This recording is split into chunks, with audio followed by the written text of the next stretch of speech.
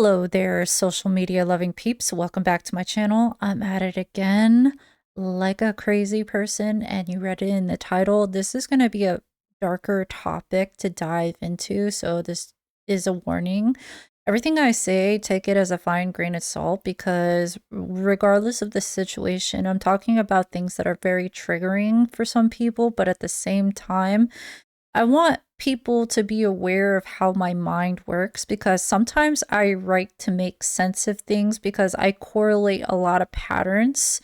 Based on the patterns I see, I have to write about it. I have to get it out of my head because it's there for a reason. So I wanted to point out there are things like choices we make that quietly shape our reality and it affects the people around us. I'm like, we can't ignore that because choices always equals consequences.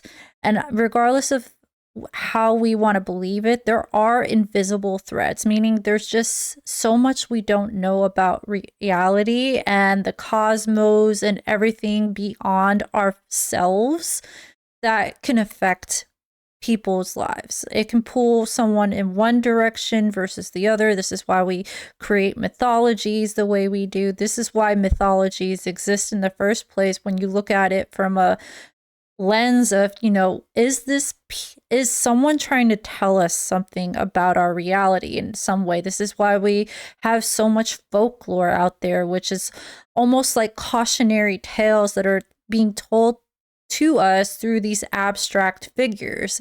Like, like pretty much like the Brothers Grimm's tales, which is a whole collection of more of a global like storytelling verbally, and it got written down in that way. So to pull this together, games like Life is Strange don't feel fictional to me for that reason. They feel more like mirrors more than anything else.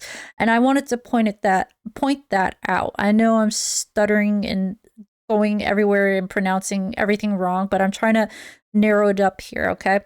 They show us how decisions, even the smallest one, ripple outward and alter the fate of entire communities. Literally, it's like that in the first game with Max's rewind abilities. We can see how outcomes change through the dialogue and how those consequences can affect as you progress the game.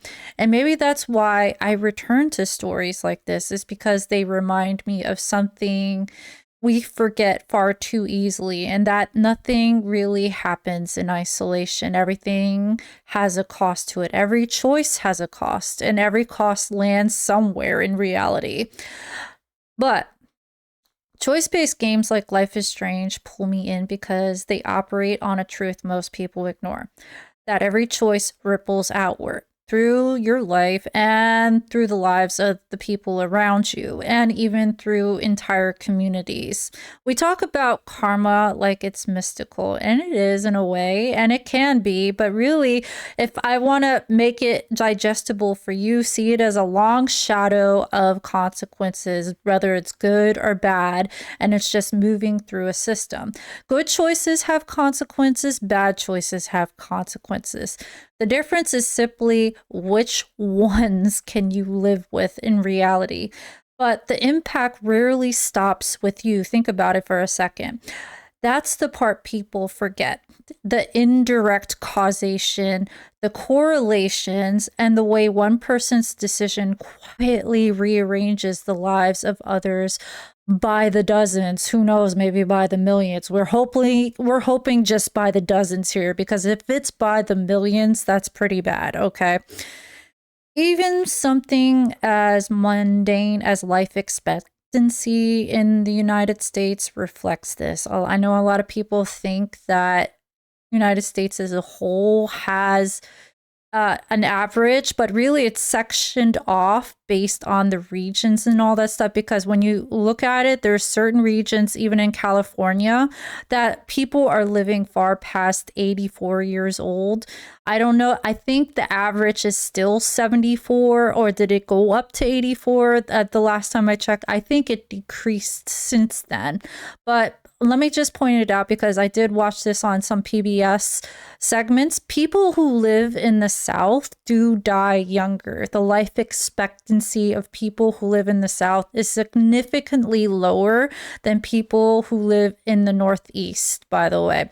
Not because of some inherent flaw, but because of the indirect impacts of stress, poverty, and repeated natural disaster. These are the things that people do not take for account, is how excessive amount of stress, meaning chronic stress, chronic anxiety, and all these other emotions, like, you know, the trauma, the body keeps the score. I'm like, I know there's a book out there like that, but get with me. I'm going to use Florida as an example for this in terms of natural disasters. Florida gets hit with hurricanes every year. And with that, people lose their homes. They get damaged homes. Keepsakes are destroyed in the process because of the floodings. People become displaced because the homes basically become condemned. And we can't forget that people do get killed during natural disasters. With all of that, you know, trauma does compound over time. And because of the infrastructure that's crumbling with all these disasters that are happening, poverty deepens. And with that, actually, the crime rate rises. There is a correlation between poverty, wage gaps, wealth gap with crime rates rising. You know, resources shrink to the bare minimum, by the way, and all that shapes the lifespan of entire regions. That shows me that choices have a ripple effect in society. Even the people in power who make these decisions far away from the people who suffer the consequences don't really understand how much destruction they're doing. And they probably are, and they most likely don't care. You have to understand that there are people out there who gives two shits about what happens to everyone else. I'm like, there is this such thing as practicing individualism, and that really is rooted in like malignant narcissism in a way. It's like you're just thinking of yourself and you're never thinking of the consequences and what happens to other people. And when you think about it, it actually correlates almost to the fact that people are antisocial and probably suffering from psychopathy in some way. But I'm not that type of person. I'm not that expert that understands those things. But when you think about how people are able to live with themselves with making these decisions that harm other people significantly, it makes you kind of question things a bit. But let me take it back in because I know I'm getting off topic here. Life is Strange mirrors this perfectly through Sean Prescott. Sean Prescott shuts down a lot of major employers in the Arcadia area, okay? And through that, it is a huge inconvenience on the people who live there. It basically destabilizes the entire town. Him shutting down all the mills destabilize the people living in that town and the economy that's living in that is moving through that town. People lose their jobs, and through that, they lost their homes and they lost their means of stability. In return, the crime rate rose, and we see all these shady ass figures that end up in Arcadia Bay and infecting everything like a cancer cell. But it all started somewhere. It started with a rich man from the upper echelon who made everyone's lives a living hell by deciding to shut down a lot of employer places that people needed to make a living of. This happened in Detroit, Michigan, by the way. Just keep that in mind. Let that sink in. Therefore, families scatter wherever they could find a job, which sometimes leads out of the area entirely to try to make ends meet. Therefore, the game shows us, Life is Strange shows us, one wealthy man's choices created a slow yet grinding collapse of Arcadia Bay and all the people living there. And in Before the Storm, we see the fallout close. We see the fallout up close through the characters we engage with, such as Drew North and his brother Mikey, and we get to see what happened to Nathan, which led him to become an antagonist in the first game in the first place. Nathan is abused by his father. We can see it in episode 2, Brave New World, before the play. Even in episode 1, we witness Nathan getting bullied because of his last name, of being a Prescott. This is where the phrase, the sins of the father are placed on the son, comes in handy when describing what's going on in those scenes. Drew North's father lost his job because of Sean Prescott, the Prescott name. Suddenly, Drew is having Mikey live with him in the dorm rooms, and we read that their father is in a homeless shelter. Let me be clear about this. I have to be clear.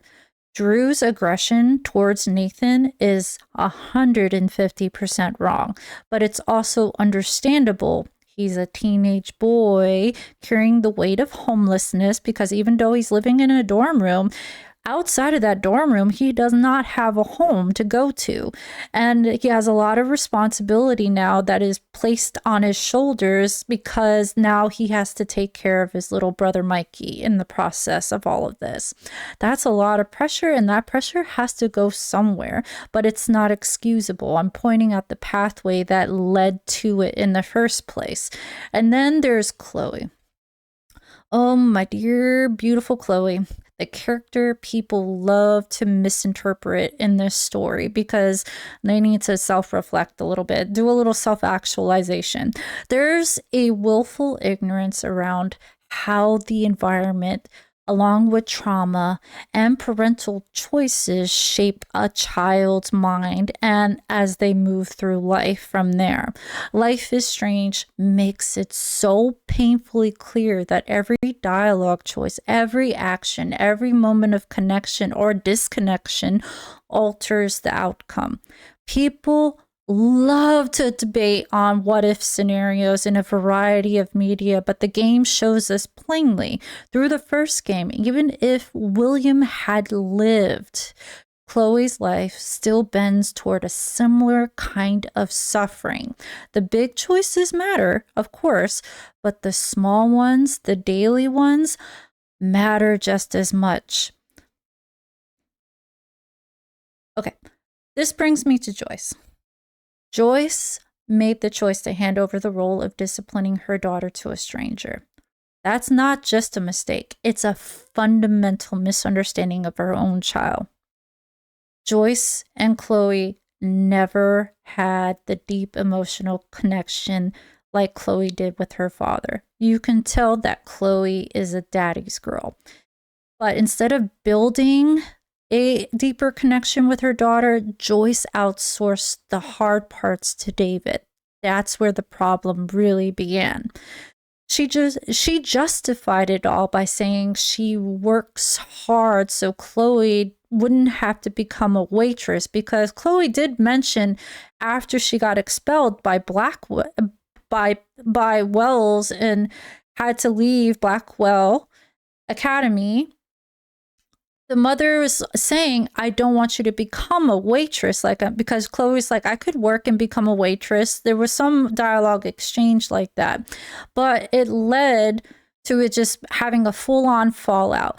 But I wanted to point out that by saying, I don't want you to become a waitress, that strips away Chloe of her agency, her choice in what career or what life path she wants to go on. But Joyce justifies her own suffering by using it as a guilt trip on her daughter. She's not just saying that out of nowhere. This is to guilt trip her daughter based on the experiences that she has dealt with in her life. This is called a martyr complex, by the way. It's the same parent who says you should be grateful that I'm suffering for you. Let me point out what's going on with this, because I said it. It's a martyr complex, but it's it's also rooted in covert narcissism, okay? Let me point out something else. Chloe could have worked a part-time job, by the way.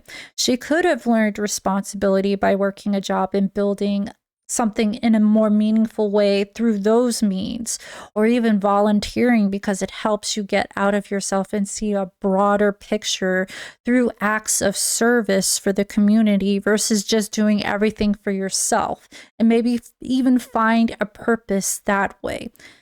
Joyce never considered that. She treated Chloe's life as something to protect from hardship rather than something to help shape her in whatever way possible, but still maintain her agency as well as build autonomy that way, because Chloe's an individual. She's an individual, and it's her choice whether she wants to be a waitress or pursue a higher paying career, whatever that is. And let's be honest about that. That's not a guarantee. And I can't help but wonder, what did Joyce want for herself? Why didn't she herself pursue it when William was still alive? Why didn't she build a sustainable life for herself and her daughter before everything fell apart? Because it's obviously William was a contractor and was making money. She could have chose a different route. She could have went to community college or night school and did something for herself to actually move herself forward. Let me be honest here, I've met so many daughters who've worked during their adolescence, their teenage years, to help maintain a household. We even see that with the show Shameless with Fiona, the fact that she is working to help her other siblings. She's a child herself that ended up taking on the parental role. And that's a show probably people need to look at as well through that lens and see the fact of how siblings, the oldest one, ends up taking responsibility of the entire family. And it shows like in other forms of media as well, but you know, a lot of daughters or even older siblings still support their mothers, their dads, and siblings well into adulthood. Joyce's issue isn't that she needed help. It's that she never articulated what kind of help she needed in the process of all of this, what's going on in Life is Strange. In that moment with things going sideways with Chloe, I can understand why she really wanted someone to discipline her daughter for her. Maybe it was out of fear and stuff that maybe bad things would happen to her, but obviously it did not help whatsoever. And really, she needed to find someone to help her rebuild a healthy home and not outsource the discipline based on whatever fear she had for her child. And I had to point this out as well to make my point about careers. Did anyone ever consider that Chloe is very skilled trade-wise? She practically took a pickup truck from a junkyard, fixed it, and got it running. She could have easily pursued becoming a mechanic. A lot of community college even offer the certificate. It can take up to 2 years, depending on the coursework load that you do, or less and stuff. And then you can pursue the field by doing an apprenticeship. I know a lot of people who go the non-traditional route in pursuing like high-paying jobs or just pursuing colleges in general. There's nothing wrong with pursuing a college or university and educating yourself, but in a society like this where you need to make money and make ends meet, and there's just certain situations in life that you can't avoid, you don't want to just close off routes entirely, especially with, you know, a career like becoming a mechanic, or there's another segue, it's collision repair. Everyone's always getting into an accident. That does pay a lot when you are skilled at it and you own your own shop or you're a part of a shop and everything. And it's a trade that you can bring anywhere with you. I knew a lot of people in school that ended up pursuing the route of becoming tattoo artists, and they're perfectly happy with their life. They make ends meet. They live the life that they want. there are a lot of options to pursue that Chloe could have gone the route of without attending Blackwell Academy, even though Blackwell Academy came with a prestigious title on your resume in some way, like some people pursue with colleges, certain colleges, because of the name holding weight, but that doesn't mean shit for a lot of people. She could have looked into trade schools as well, or she could have gone to community college later down the line if she figured out what she wanted to do. It's not like it's totally unaffordable. These days it is, but back then during her time, it was definitely a lot more affordable. And I had to point that out. I'm like, that's just my 2 cents on it. It doesn't have to be a high white collar the job like that and everything, which, you know, at the end of the day, all of it is finite anyway. People have lost their jobs, they have been let go, laid off. They're starting from square one. A lot of people here in the United States are starting from square one. Okay, there is no stability or sustainability within those job markets. And then there's David himself. Oh my David. In the first Life is Strange game, we can see he's not right in the head, and he's not right in the head. When it comes to making sound choices, he's hot-tempered. He bullies the kids at Blackwell Academy, including Kate Marsh, which almost led to her unaliving herself. Even the police in Arcadia Bay don't know how to deal with him. And that hot-headedness led him to the moment he claimed the house was his, out of the fury of being caught that he was recording everyone in the house. And I'm glad Joyce corrected him on that, saying, no, this is not your house. This is my house, because the house is hers. And it was William's, never David's. This is where things get really, really complicated with remarrying someone because of loneliness. I have to point that out, because loneliness means you're desperate. And desperation leads to not picking rationally and not realizing that the partner you pick needs a lot of therapy. David needs a lot of therapy. But the whole situation with finding out that David had cameras in the house and other things that happened within the couple of years, Joyce should have never been in that position to begin with. I'm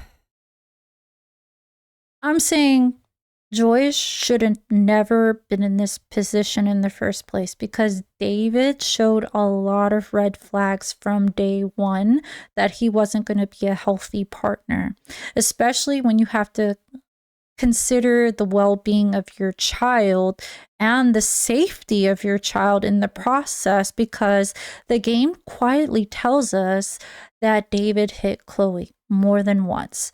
That's assault. There is no going around it. That's assault. If you have a reason to hit someone other than self-defense, that's assault. You assaulted someone. David assaulted Chloe. It doesn't matter if he married Joyce and all that stuff. It doesn't even matter if he believes she deserved it. It's still assault. Get that clear. Lay a physical hand on someone, it is assault. Okay, so when I think about all of that happened within the 3 years, I started to think Joyce didn't do anything to protect her daughter. I don't believe it for a second that Joyce didn't know that David was hitting her daughter. I think she did know, she just didn't do shit about it. I'm going to be honest about this. If Chloe had gone to the police, nothing would have happened. There's plenty of situations in the past where people would be saying, well, why didn't you go and seek help? To who? They wouldn't believe you. They wouldn't believe someone like Chloe because of how she looks and probably her drug record, who knows what, and all the parking tickets. They're gonna just look at her and say, nah, she lying. That's generally how it goes. Oh, she's a child. Especially if the parents are like performative and have the mask of upstanding citizens. Oh, they're not gonna believe that girl whatsoever. And the worst part is Joyce likely would have made Chloe apologize to the man who hurt her, who assaulted her. Now, I have to say this. Is David a bad person? No, but he's not a good one either. His worldview is twisted by his upbringing, okay? And here in the United States is something we have to address as well, because our upbringing actually shapes our reality and how we go about in our world. David was in the military, okay? And there's a whole thing going on with the military, especially when you listen to people who are scholars of cults, by the way. It twists your mind. You're no longer, when you enter things like that, it's very difficult for you to integrate back with society, because that's how deep and twisted it is on its brainwashing. And also there's the thing of whatever else he had been through in his life, environment that teaches you that discipline equals protection and violence equals boundaries. And the fact that David is an authoritarian man, because look at how he is so rooted in discipline, disciplining the people around him and everything.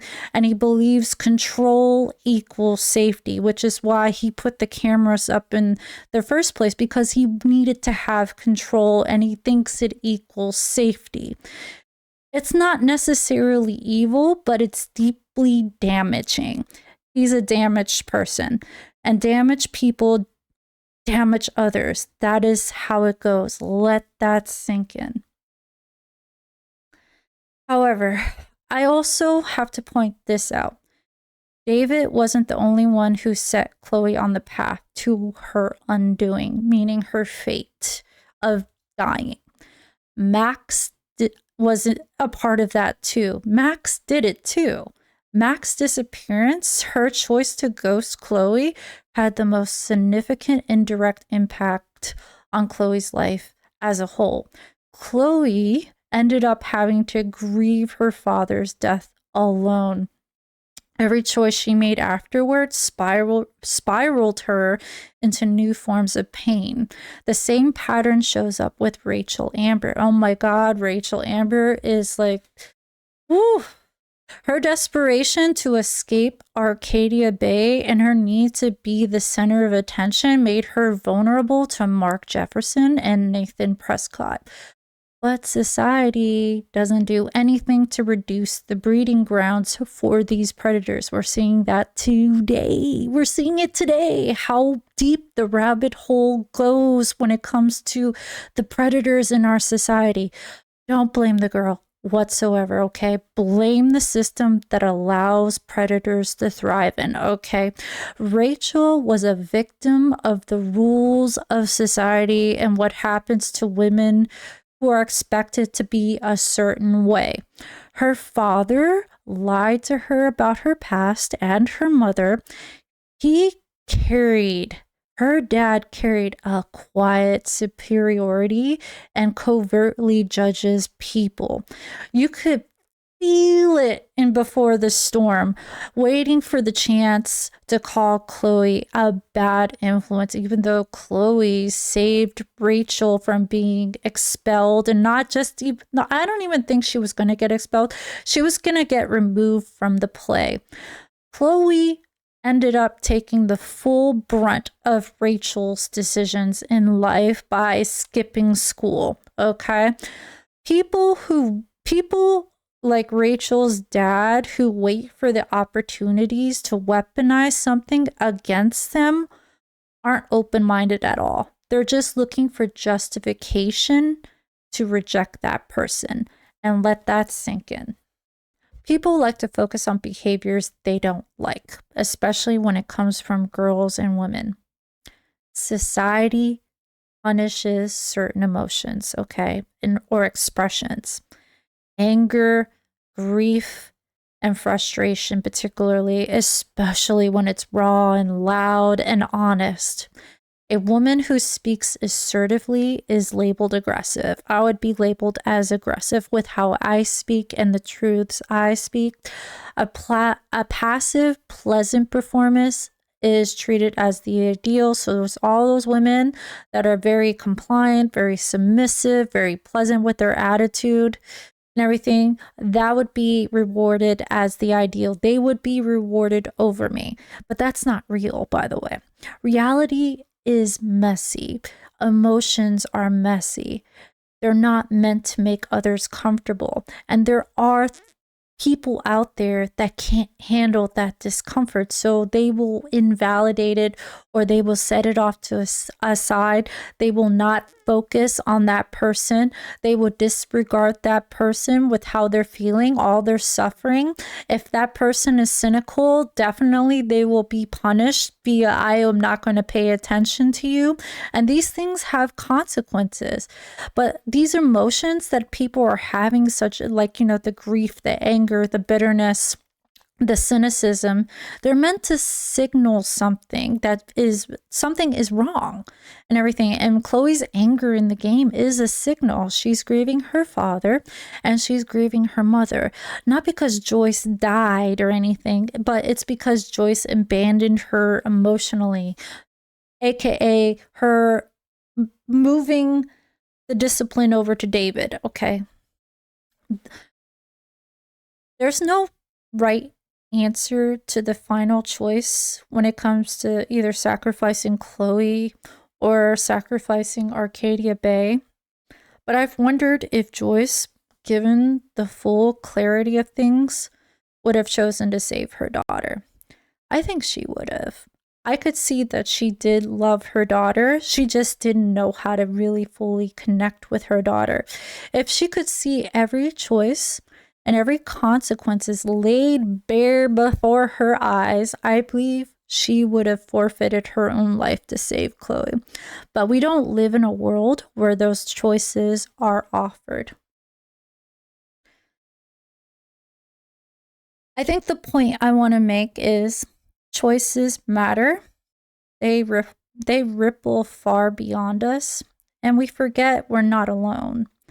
Our choices affect the people we love and the people they love, and sometimes even entire communities. Choice-based stories whisper this truth to us. They remind us that consequences are unavoidable. The real question is whether you can live with those choices you made. If you can't, then you made the wrong ones, okay? And you either learn to live with the damage, learn to be more mindful, practice redemption without expecting a reward for it, or let yourself rot under the weight of it. That's why I love Life is Strange. It teaches you quietly how important it is to be mindful of your life and the people around you, because your choices don't end with you. They ripple all around. Take that as you will.